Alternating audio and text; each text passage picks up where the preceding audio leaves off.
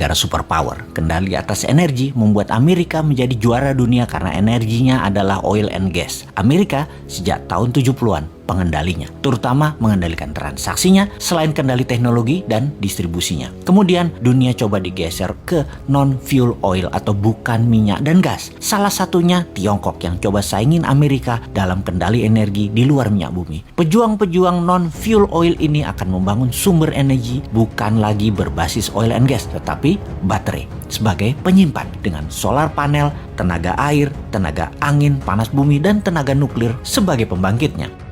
Sekali lagi, kita ingatkan kalau Indonesia mau jadi negara superpower, Indonesia harus punya sesuatu yang didominasi sebagai alat tekan. Sungguh, menjadi negara superpower wajib ada yang didominasi terutama kekuatan militer dan punya banyak alat penekan.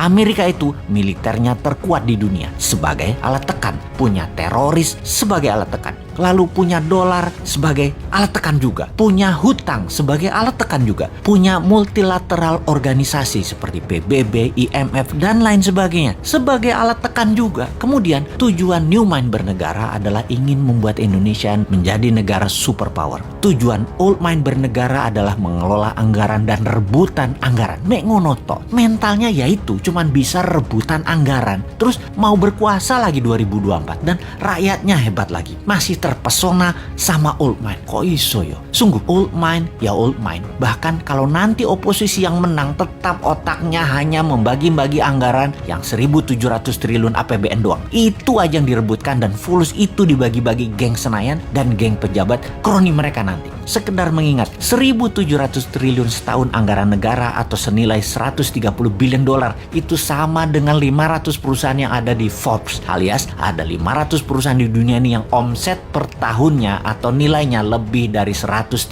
billion dolar. GE misalnya, omsetnya 250 billion dolar, lebih besar dari APBN Indonesia, dan untuk mengelolanya hanya perlu seorang CEO, bukan presiden. Bahkan tidak harus membelah dua negara, bukan harus membelah kampret, cebong, kadal gurun. Membelah dua bangsa Indonesia itu tidak saling tuduh antar ras, yang satu berbungkus agama, yang satu berbungkus materi jadi takut miskin. Alphabet misalnya, perusahaannya Google, nilainya kalau valuasinya saat ini adalah 600 billion dolar. Tesla itu 300 billion dolar. Apple 1.000 billion dolar atau 8 kali APBN Indonesia. Semuanya jauh di atas APBN Indonesia yang diperebutkan setiap 5 tahunan oleh para politisi yang niatnya katanya untuk rakyat padahal tidak. Makanya kalau Old Mind masih mau jadi pemimpin, paling pol yaitu eker-ekeran APBN. Beda kalau New Mind yang jadi, asli beda, nggak rebutan APBN, pada rebutan punya proyek bisnis pribadi dan korporasi yang berjalan baik karena mereka nanti bisa dapat pinjaman 5 kali lipat dari nilai aset yang bunganya 0%. Jadi APBN yang dalam setahun nilainya 130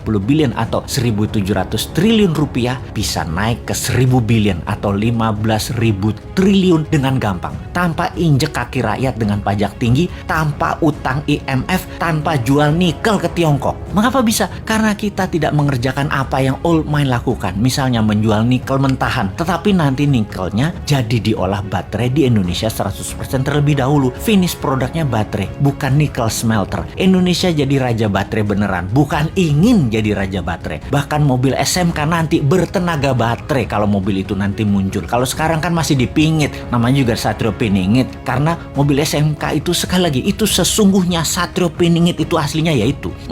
Tapi maaf nih ya, kita ada ketakutannya. Apa yang kita takutkan nih kaum New Mind? Yang New Mind takutkan dalam 3 tahun lagi cadangan nikelnya habis dihajar Tiongkok dan kita nggak ada sisa apa-apa. Jadi deh Tiongkok punya cadangan nikel processes untuk 20 tahun ke depan dan jadi raja baterai dunia. Biar deh mimpi kita punya dan mengendalikan baterai. Duh, gemes banget bernegara ini Old Mind, Old Mind. Kok bisa ya pada nggak nyadar bahwa sumber daya alamnya dikerjain pejabat di puncak, bahkan pucuk pimpinan pun nggak sadar dikerjain anak buahnya. Padahal kan tahu untuk jadi negara superpower kita harus ada yang kita dominasi, yaitu dominasi kita harusnya kuasai baterai sebagai komoditas juga sebagai alat tekan. Lah kok Tiongkok yang punya bahan baku dan yang mengendalikannya. Tapi sudahlah, kita cuma bisa menjerit. Ampun Gusti.